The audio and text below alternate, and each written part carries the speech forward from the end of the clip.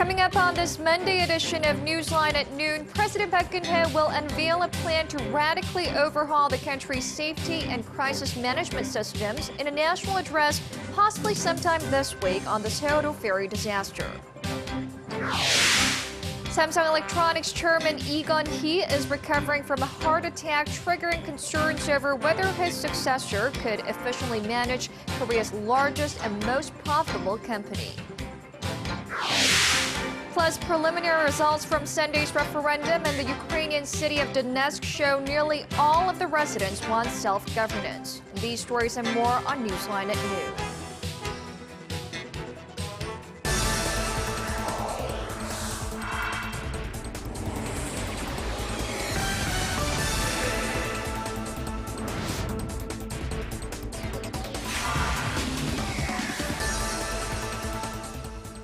It's noon Monday, May 12th here in Korea. Thanks for tuning in live from Seoul. I'm Ju.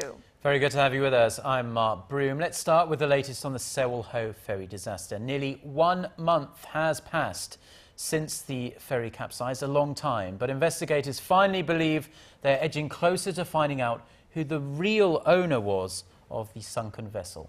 But they're finding it hard work as figures with close ties to the ferry's operator are refusing to cooperate with the investigation. Connie Kim has the latest. Investigators believe they are narrowing in on the real owner of the sunken Sewol-ho ferry, which they believe is the key to unlocking what may have caused the accident. Key figures associated with Chonghaejin Marine Company, the practical owner of the ferry, have not been cooperating with the investigation. Prosecutors summoned in Yoo Dae-gyun, the first son of Chonghaejin owner Yoo Byung-eun, for questioning Monday morning, but he failed to appear. If he had shown up, they would have asked him about his involvement in Sewol Group, under which Chonghaejin operates. The prosecution is currently reviewing to issue an arrest warrant for Yoo to force him in. Yoo currently holds majority shares in 3 Sewol Group affiliates. He was paid nearly $10,000 a month for his duties, and the prosecution suspects he is deeply involved with the day-to-day operations. Investigators are also looking at him on charges of tax evasion. Prosecutors did have a chance to talk with another member of the Yoo family on Sunday. Yoo Byung-eun, the older brother of Chonghaejin owner Yoo Byung-eun, was questioned overnight on his possible involvement in the construction of the Sewol-ho ferry and the business operations of Chonghaejin Marine Company. Yoo Byung-eun is likely to be summoned sometime this week. While investigators hone in on the ferry operator and owner, the search for those still missing in the accident continues off Jindo Island in southwestern Korea. Fast tidal currents have halted operations since early Saturday morning. Now, when divers are able to re-enter the water, they'll attempt to gain better access into the 4th level of the ship, where more bodies are expected to be found. Connie Kim, Arirang News. President Park Geun-hye held an emergency meeting with her senior secretaries over the weekend and decided to make an official apology to the nation in a public address for the devastating Sewol-ho ferry disaster sometime soon. The address will also include measures to completely reform the nation's crisis management system. Our correspondent Choi Yoo-sun has more. When President Park Geun-hye addresses the nation in the coming days, she's expected to apologize to the Korean people for the government's failure to prevent the Sewol-ho ferry tragedy. She has apologized a number of times since the accident nearly a month ago, but has been criticized for not making one directly to the public. In her speech, President Park will also lay out the details of a new master plan to bolster national safety and a new ministry she's previously pledged to establish to oversee emergency response and management. 재난 안전의 컨트롤 타워에 대해서는 전담 부처를 설치해서 사회 재난과 자연 재해 관리를 일원화해 효율적이고 강력한 통합 재난 대응 체계를 구축하는 것이 바람직하다는 결론에 이르렀습니다. At a surprise meeting with her senior secretaries on Sunday, the president also discussed ways to bring about sweeping reforms to public service and root out irregularities that are blamed for having caused the deadly ferry accident. It's a sentiment President Park first iterated 2 weeks after the Sewol-ho ferry sank. 이번에는 반드시 과거로부터 이어져 온 잘못된 문제들을 바로잡고 새로운 대한민국의 틀을 다시 잡아서 국민들의 신뢰를 되찾고 안심하고 살 수 있는 대한민국을 만드는 길에 나설 것입니다. There's also speculation about reshuffles within the cabinet and the presidential office, especially as a number of officials have been slammed publicly for inconsiderate behavior since the Sewol-ho accident. The president's address will likely come either Tuesday, when a cabinet meeting is scheduled, or towards the end of the week, when the prosecution and police are expected to announce an interim report on the joint ferry disaster probe. Choi Yu-sun, Arirang News. By the end of the day, the ruling Saenuri Party will have picked its candidate for the Seoul mayoral race. The party has 3 political bigwigs to choose from: former Prime Minister Kim Hwang-sik, 7-term lawmaker Chung Mong-jun, and Supreme Council member Lee Hae-hoon. The winner will be up against incumbent Seoul Mayor Park Won-soon of the main opposition New Politics Alliance for Democracy on June 4th. The ruling party will also finalize its list of candidates for 16 other mayoral and provincial races today. The main opposition alliance has already announced its picks for all but one of those races, that being the governor of Jeollabuk-do province. The party's nominee in that race will come Tuesday.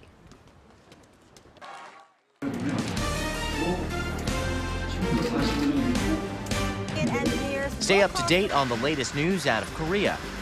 Connecting to our team of reporters about the issues that matter to Korea. On air, on your mobile, online. Find out more about Korea on NEWSLINE at Noon with Mark Broom and Jin-ju. I'm Jin-ju. Market researcher, strategy analytics, said Thursday that LG Electronics brought in about... Samsung Electronics chairman Lee Kun-hee is stable and recovering at a private hospital in southern Seoul after suffering a heart attack over the weekend. Lee's health complications has Samsung Group on high alert. Kim Min-ji reports. The failing health of Lee Kun-hee, the chairman of Samsung Electronics, has yet again emerged as a massive concern to the management of the sprawling Samsung Group. He underwent an emergency medical procedure at the Samsung Medical Center on Sunday after suffering cardiac arrest. Hospital officials say the 72-year-old is stable and showing signs of improvement. The chairman showed symptoms of heart failure and underwent an emergency procedure which involved a stent placement. He's now in a stable condition and recovering.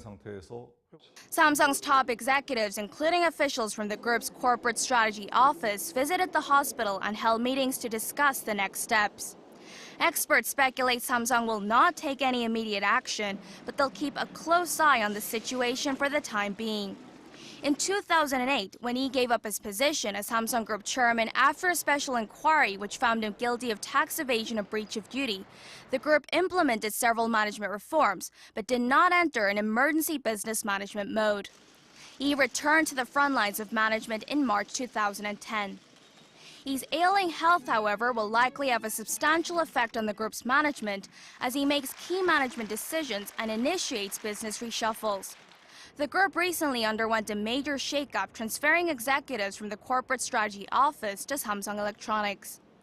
The company is expected to take some special steps to carry out the so-called MAC management put forward by Lee.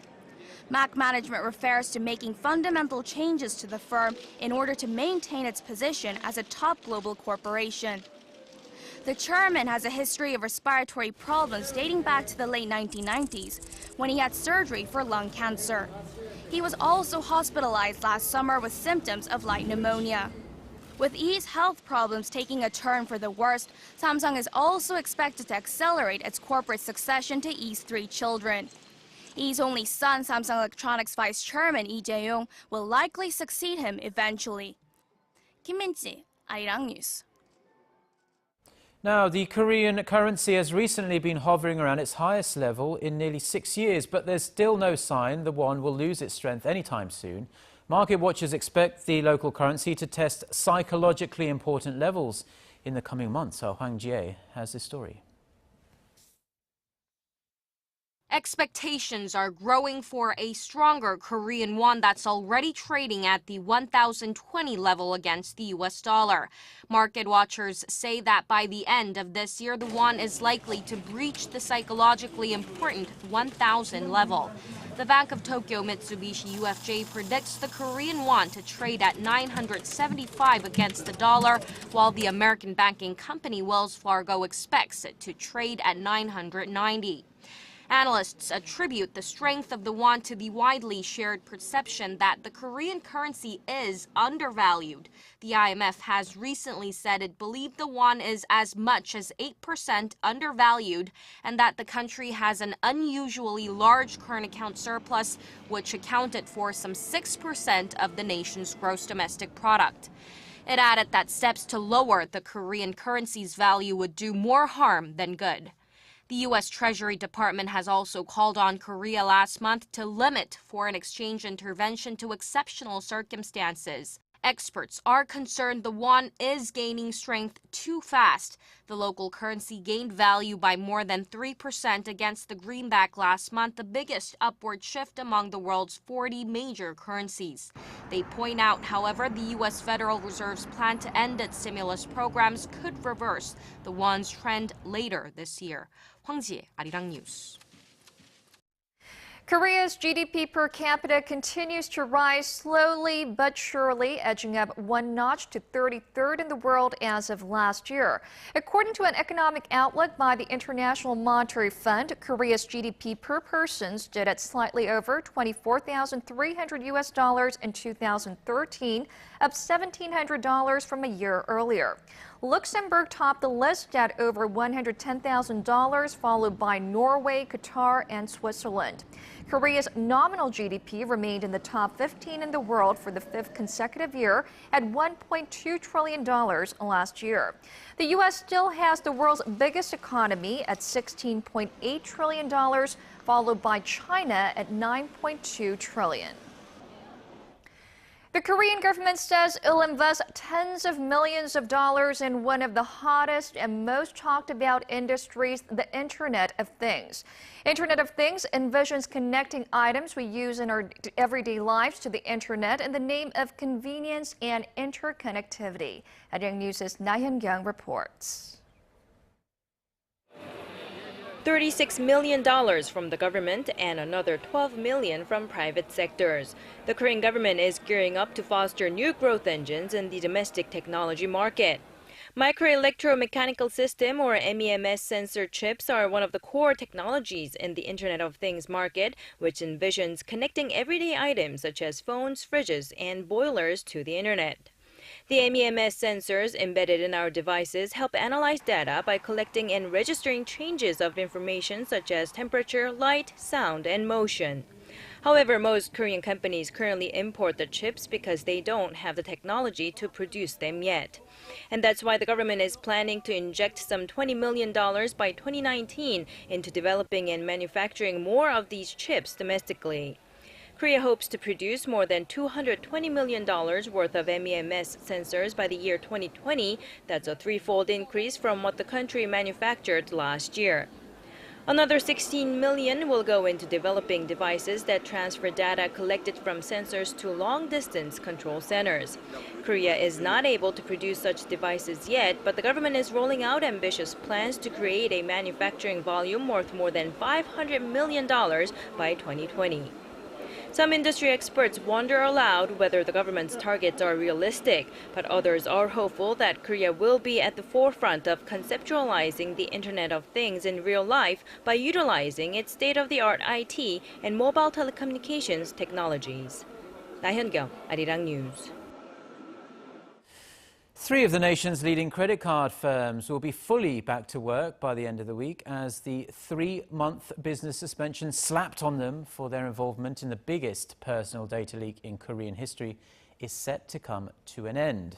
The Financial Supervisory Service and the Financial Services Commission had punished KB Gungmin Card, NH Nonghyop Card and Lotte Card for neglecting their duties to prevent the leak of customers' information and to comply with internal controls. The 3-month suspension, during which time they were banned from issuing new credit cards, was in fact the harshest penalty the firms could have received. It's believed to have cost the companies tens of millions of dollars and millions of potential customers. The prolonged economic slowdown in Korea has pushed many local consumers to buy bigger and to buy in bulk at the supermarkets. Sales of king-size products and multi-packs have exploded over the past 4 months alone. Paul Lee reports. From food and cosmetics to even consumer electronics, big box retailers are bumping up the size of their goods to attract customers. And it appears to be working. Large supermarket chains reported double-digit sales growth of bulk or larger packaged goods in the first quarter. Sales of large-sized products and similar goods increased 13.9% this year between January and April compared to the same period last year. Retailers say overall sales have been driven by growing demand for these larger products. Convenience stores have also jumped on board. Sales of higher volume milk products among major convenience store chains in Korea increased between 30% and 80% in just a span of 6 months. Since you get more for your money, these larger-sized essential household products seem to be popular. Market analysts say the rising popularity of these products comes as customers seek to further stretch their budgets amid the prolonged slump in the economy. Meanwhile, companies are taking note and adjusting their offerings to meet the needs of value-conscious consumers. Paul Yi, Arirang News. Now, in some health news, authorities have confirmed this year's first death from a tick-borne virus that killed 17 people in Korea last year. The Korea Centers for Disease Control and Prevention says a 64-year-old man from Chungcheongnam-do province was first hospitalized after complaining of high fever and vomiting. He was found to have been bitten by a tick infected with thrombocytopenia syndrome, or SFTS. He died, unfortunately, on Saturday. The virus infected 36 people in South Korea last year and killed almost half of them. As there's no vaccine or cure for SFTS, health authorities advise people to wear long-sleeve shirts and pants when walking through meadows or tall grass.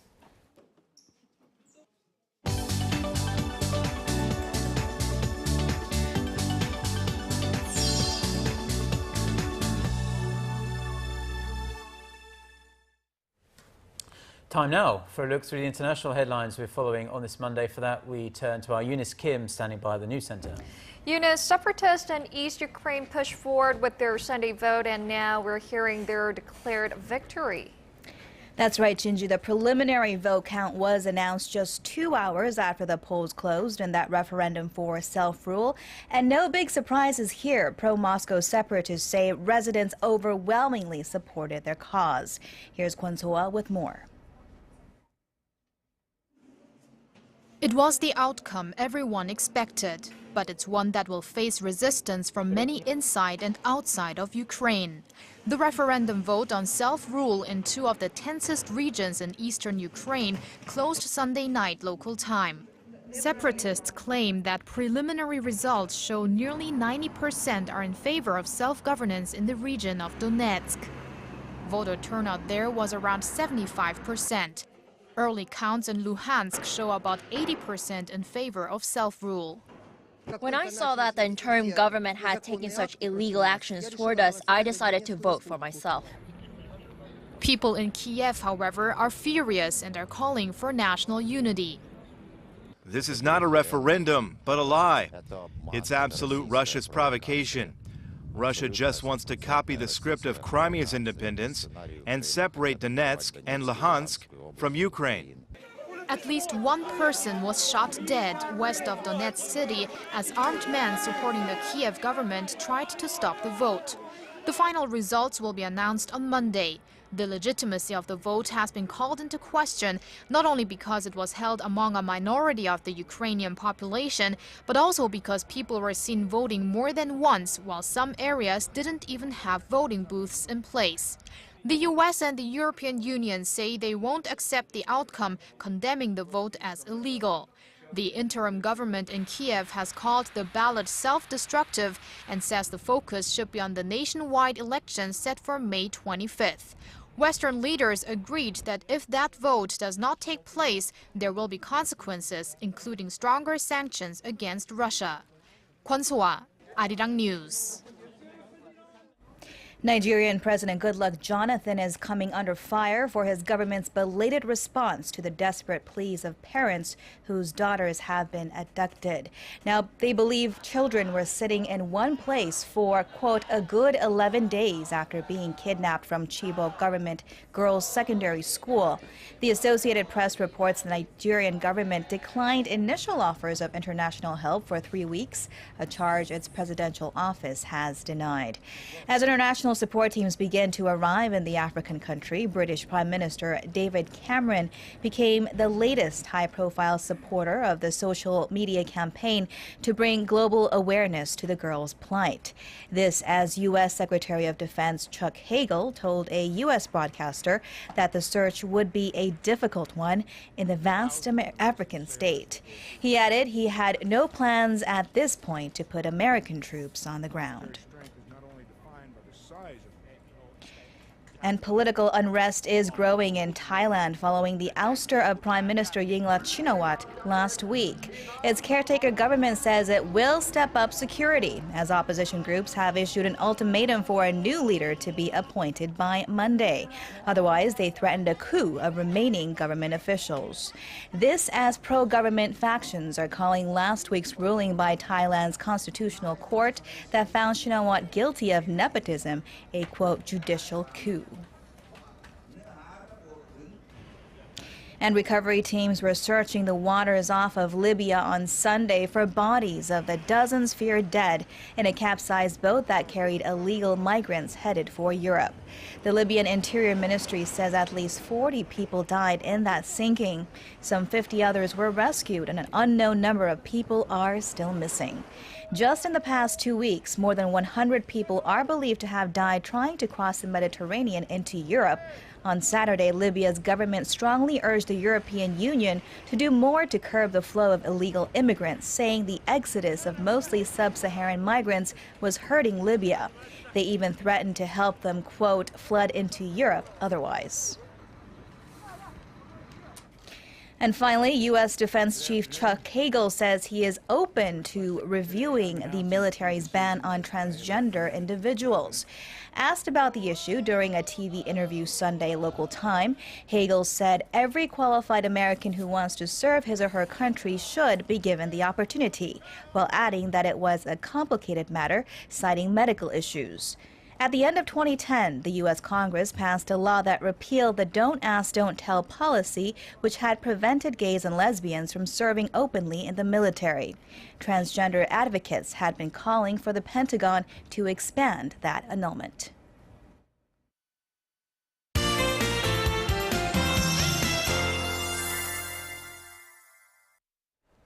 Good afternoon, I'm Lee Ji-hyun with the latest weather update. Well, the cloudy and rainy morning will turn into a bright afternoon. Nice sunshine is on the way, and temperatures will stay on the warm side for most areas. But here in Seoul, the high will only reach to 20 degrees Celsius, which is a tad cooler than yesterday. So it will feel a bit breezy this afternoon, but temperatures will rebound into the mid-20s tomorrow.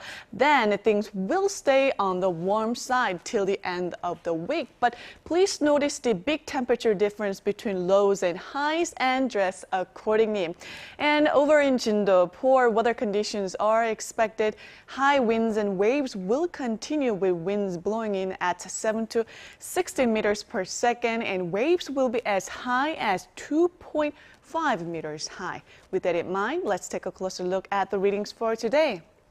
The high in Seoul will rise to 20, while Daegu will peak at 27. Gwangju and Busan climb to 25 and 24 respectively. For other regions, down on Jeju and Daejeon will reach 21, 22 later in the day. Dokdo will see a high of 19, while Mount Gyeongang tops out at 16. Well, that's all for me today, but I'll be back with more updates tomorrow morning.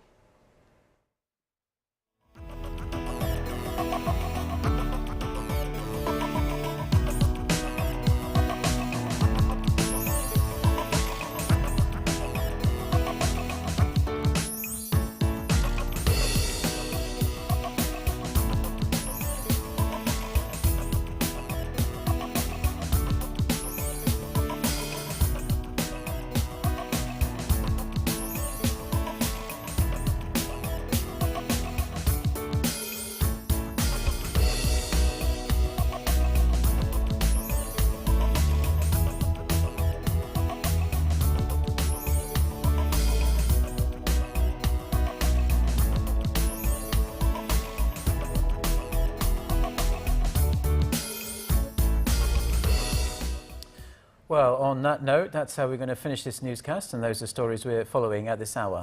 Mark and I'll be back at the same time tomorrow. Thank you for watching.